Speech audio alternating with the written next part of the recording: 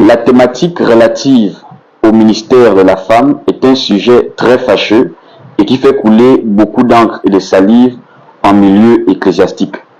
Suite à cela, nous nous posons la question de savoir réellement, est-ce que la femme est destinée à exercer le ministère de la parole? Bien-aimé dans le Seigneur, je suis le frère Lancaster Badinga, le fils dans la foi du prophète Aurélie Mwanza Samuel. Et je voudrais apporter plus ample éclaircissement face à cette thématique avec pour support les Écritures.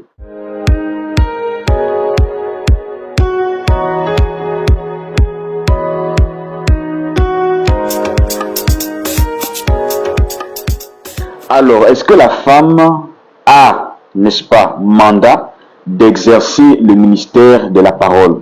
D'un prime abord, j'aimerais que nous puissions lire un passage dans le livre de 1 Corinthiens au chapitre 15, à partir du verset 1er jusqu'à 4. Écoutez la lecture. L'Écriture dit ceci: « Je vous rappelle, frères, l'évangile que je vous ai annoncé et que vous avez reçu, dans lequel vous avez persévéré et par lequel vous êtes sauvés. Si vous le retenez tel que je vous l'ai annoncé, autrement, vous aurez cru en vain. Je vous ai enseigné avant tout, comme je l'avais aussi reçu, que Christ est mort pour nos péchés selon les Écritures, qu'il a été enseveli, qu'il est ressuscité le troisième jour selon les Écritures. » Bien-aimé dans le Seigneur, la base, le solide fondement, l'absolu dans la vie de tout enfant de Dieu, ce ne sont pas les dires d'un parti politique. Ce ne sont pas les dires de l'opinion publique, mais c'est ce que les Écritures attestent. Pour que nous puissions accepter ou valider quelque chose qui est fait aujourd'hui en milieu ecclésiastique, il faut au préalable que nous puissions nous renseigner sur ce que disent les textes bibliques. Parce que l'enfant de Dieu a pour support les Écritures. Les apôtres, autrefois, lorsqu'ils tenaient des débats, lorsqu'ils tenaient des discussions, ils se basaient sur les Écritures. Paul, ici étant ministre de la parole, exhorte l'Église, exhorte les saints en disant: l'évangile que vous avez reçu, l'évangile que je vous ai annoncé, qui présente la mort et la résurrection du Seigneur, c'est conformément à ce qui avait été attesté, conformément aux Écritures. J'aimerais ajouter à ce passage le livre de Matthieu, Matthieu chapitre 22 au verset 29. Jésus leur répondit: « Vous êtes dans l'erreur, parce que vous ne comprenez ni les Écritures, ni la puissance de Dieu. » Si aujourd'hui, il y a un débat fâcheux entre les femmes qui se disent être des ministres de la parole au titre de prophétesses, de pasteurs, d'évangélistes, de docteurs, d'apôtres, femmes, et les hommes qui refusent complètement que la femme exerce le ministère, l'Écriture dit, c'est parce que entre eux, il y a des personnes qui ont du mal à comprendre les Écritures.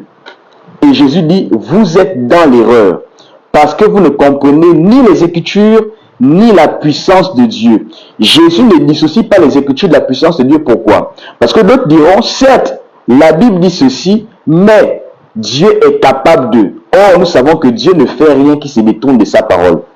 Parce que l'homme de Dieu, le prophète Samuel aurait dit, nous dit, la faiblesse de Dieu, c'est sa parole. Parce que lorsque Dieu dit quelque chose, il se soumet à sa propre parole. Donc, Dieu ne peut pas dire quelque chose et s'opposer à sa parole par la puissance. Non. La puissance ne vient que confirmer ce qu'il a dit au préalable. C'est pourquoi le sujet que nous développons dans cette thématique, c'est pour montrer pas l'opinion du frère Lancaster, pas l'opinion d'un homme ou d'un prélat, mais l'opinion de la parole. Qu'est-ce que Dieu en pense? Parce que nous ne voulons pas que la pensée humaine prenne le dessus, mais nous voulons tous nous humilier et nous soumettre à la pensée de Dieu. Bien-aimés dans le Seigneur, essayons de définir ce qu'on entend d'abord par la femme. Quand vous lisez le livre de Genèse chapitre 2, à partir du verset 21 jusqu'à 23, l'Écriture est claire. Lorsque Adam, qui est l'image du premier prophète, avait vu la femme, qui était un être qui n'avait rien à voir avec tous les êtres qui émanaient de la création de Dieu, Adam dit, voici cette fois, celle qui est os de mes os, chair de ma chair. on l'appellera femme. Et Adam explique pourquoi on l'appelait femme. Il dit parce qu'elle a été prise de l'homme. Donc, la femme, dans sa définition, signifie celle qui a été prise de l'homme. Et lorsqu'elle a été prise de l'homme, une mission lui a été assignée. C'est pour être aide semblable à l'homme. Quand Dieu, dans sa préscience, a voulu mettre, n'est-ce pas, la formation de la femme en mouvement, il a d'abord fait un constat. L'Écriture dit, Dieu vit que l'homme était seul. Et il dit en lui-même, il n'est pas bon que l'homme soit seul. Je lui ferai pas une égale, mais une aide semblable. Cela montre que la femme aux yeux de Dieu occupe une certaine position. Mais le problème, c'est que les femmes d'aujourd'hui, les femmes, n'est-ce pas, des temps modernes, ma foi, ne veulent pas rester dans leur position, mais veulent maintenant être au même pied d'égalité que l'homme, ce qui crée des divergences au sein de beaucoup de foyers aujourd'hui. Et même au sein de l'Église. Frères, regardez quelque chose. Lorsqu'on parle de ministère, on parle du service. Le ministère est une charge que Dieu confie à un homme afin de l'exercer. Pas selon sa propre volonté à lui, mais selon que Dieu lui donne la capacité. C'est pourquoi vous allez remarquer que l'apôtre Paul était ministre de la parole au même titre que l'apôtre Pierre. Mais Paul et Pierre, tous deux étant ministres, la différence était au niveau de la grâce que chacun avait reçue. Parce que le ministère est une charge. C'est un don que Dieu fait à l'homme afin qu'il puisse exercer ce don-là dans le temps. Le ministère est appelé aujourd'hui par ce terme ministère, mais s'il faut le définir autrefois, on parlera de sacerdoce. Ce terme renvoie simplement au service de Dieu. C'est pourquoi tout ce qui s'appelle ministre de la parole s'appelle automatiquement serviteur de Dieu. Parce que le ministère, c'est pour le service. Le service pas d'un politicien, mais le service de Dieu. Et j'aimerais prendre un passage pour éclairer déjà la lanterne de plusieurs personnes. Prenons le livre de Nombre chapitre 3, verset 1er. Nous allons descendre jusqu'au verset 3. L'Écriture dit, « Voici la postérité d'Aaron et de Moïse au temps où l'Éternel parla à Moïse sur la montagne du Sinaï. Voici le nom des fils d'Aaron. Nadab, le premier-né, Abihu, Éléazar et Itamar. Ce sont là les noms des fils d'Aaron qui reçurent l'onction comme sacrificateurs et qui furent consacrés pour l'exercice du sacerdoce. » Ces propos rejoignent simplement la définition que nous avons donnée du ministère. Maintenant, en ce qui concerne le ministère, l'Écriture est claire. Dieu avait sélectionné parmi les enfants d'Aaron des hommes qu'il a donné l'onction afin d'exercer le sacerdoce. Donc c'est une charge qui leur était confiée. D'après le passage, n'est-ce pas, de Nombre chapitre 3, du verset 1er jusqu'au verset 3. J'ajoute à cela le verset 5 jusqu'au verset 10, toujours de Nombre chapitre 3. Il est écrit ici au verset 5. L'Éternel parla à Moïse et dit, « Fais approcher la tribu de Lévi, et tu la placeras devant le sacrificateur Aaron pour qu'elle soit à son service. Ils auront le soin de ce qui est remis à sa garde et à la garde de toute l'assemblée. Devant la tente d'assignation, ils feront le service au tabernacle. » Donc lorsque Elohim appelle des hommes à le servir autrefois, dans l'ancienne alliance, dans l'alliance de la loi, l'alliance du matin, il appelle les fils d'Aaron. Il n'appelle pas les fils et les filles d'Aaron. Il précise les fils d'Aaron et leur nom avait été mentionné. Il explique, ils ont reçu l'onction pour exercer le sacerdoce. Ils exerçaient le sacerdoce où? Dans le temple. Ils exerçaient le sacerdoce où? le service du tabernacle. C'était leur place. Ils avaient été appelés par Dieu pour cette charge. Maintenant, notre question est de savoir, est-ce que la femme a aussi été appelée, n'est-ce pas, dans cette charge-là? Bien aimé, le problème de beaucoup d'humains aujourd'hui, c'est parce qu'on ne repart pas toujours au pied du commencement. Quand vous lisez au livre de Matthieu chapitre 19, Jésus pouvait reprocher quelque chose. Lorsque le peuple, n'est-ce pas, a interrogé Jésus au sujet des prescriptions de Moïse, ils disent, pourquoi Moïse nous a n'est-ce pas, autorisé à répudier nos femmes pour motif d'infidélité? Jésus répond, certes Moïse vous a prescrit de répudier vos femmes, mais il n'en était pas ainsi au commencement. Donc, pour mieux comprendre le temps que nous vivons, il est d'abord préférable de comprendre comment les choses étaient au commencement.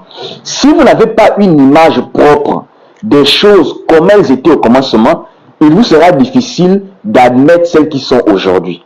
Dans le passage de Nombres chapitre 3 que nous avons pris, nous avons montré d'une manière efficace déjà qu'au commencement, Dieu avait sélectionné des hommes de la tribu de Lévi. C'est la tribu qui était choisie par Dieu pour, n'est-ce pas, l'exercice du sacerdoce. Mais dans la tribu de Lévi, il y avait des hommes et il y avait des femmes.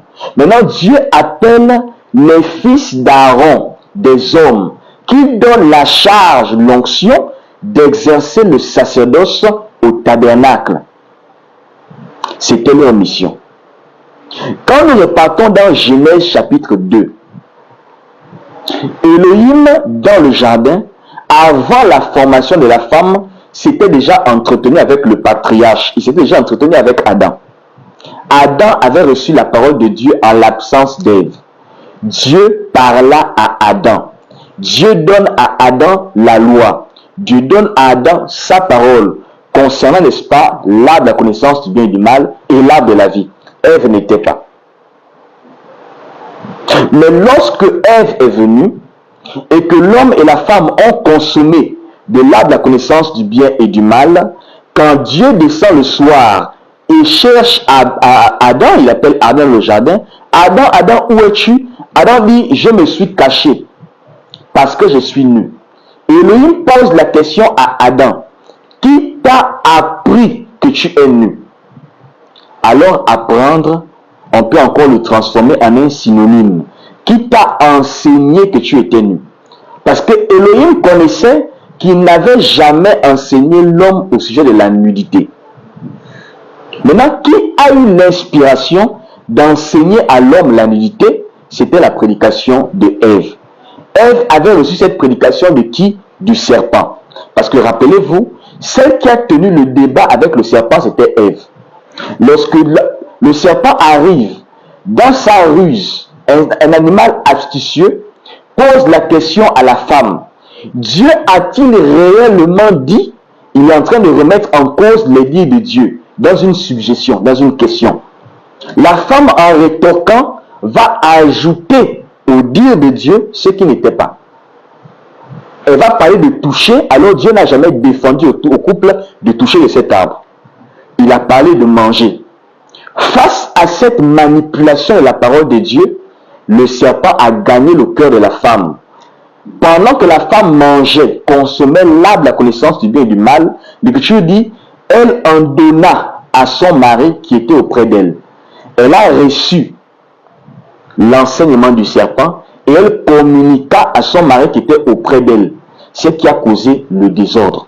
C'est pourquoi l'apôtre Paul, en reprenant l'histoire du jardin d'Éden, il dit à l'église d'aujourd'hui, je crains que l'histoire du jardin d'Éden avec Ève puisse se reproduire aujourd'hui.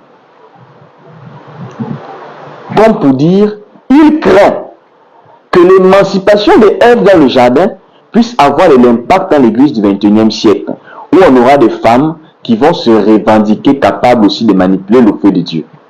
Voici le commencement. Maintenant, si nous comprenons comment les choses étaient au commencement, nous devons aussi comprendre, bien aimé, que dans l'appel de Dieu, on ne devient pas ministre. Ou encore, pour employer le terme, n'est-ce pas, de l'ancienne alliance, on ne devient pas lévite. Il y a des Lévites au XXIe siècle qu'on appelle communément des ministres de la parole, des pasteurs, des prophètes, qui sont devenus des prophètes. J'en connais beaucoup à Libreville, n'est-ce pas, que dans les années 2010, on entendait qu'il était apôtre. Dans les années 2015, il est devenu apôtre, bishop, prophète. Il est arrivé dans les années 2016-2018, il est devenu général prophète. Il est arrivé dans les années 2020, au fur et à mesure les années passent, c'est comme s'il montait en grade. Il est devenu général big prophète. Dieu ne connaît pas ce genre de ministère-là. Ce sont des ministères autoproclamés. Parce que Elohim sait que le ministère n'est pas quelque chose du temps. C'est une élection basée sur la préscience de Dieu. C'est le plan du salut, c'est le plan de l'éternité.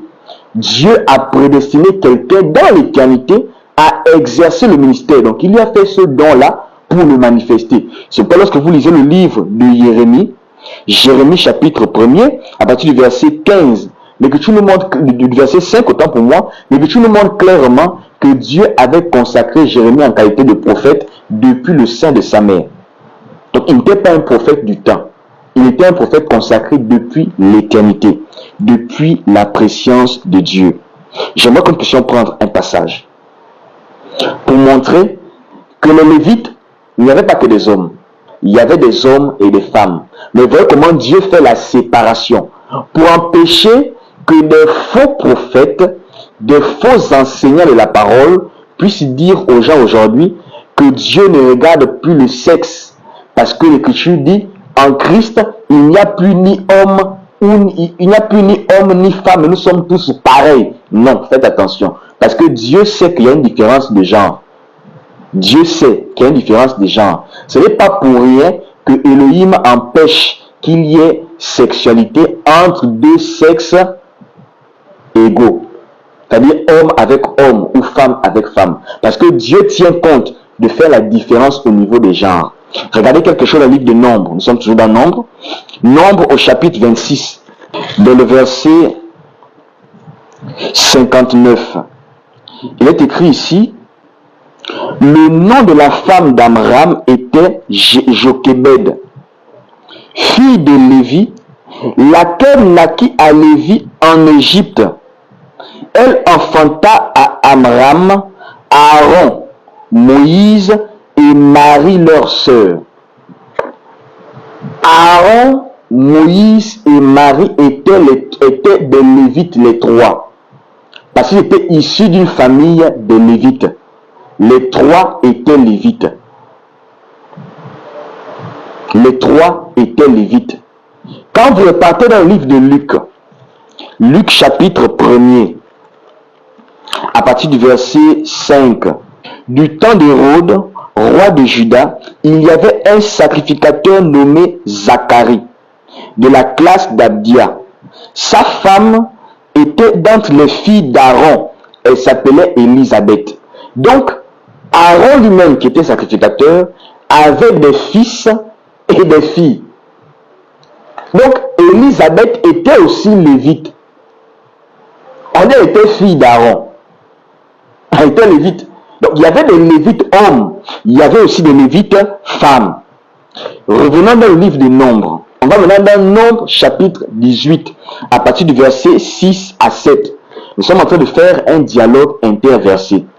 Bien aimé, il y a des moments là où il ne faut pas mettre l'intelligence dans les choses de Dieu, mais il faut laisser la Bible s'expliquer d'elle-même. Bien aimé, regardons dans Nombre chapitre 18.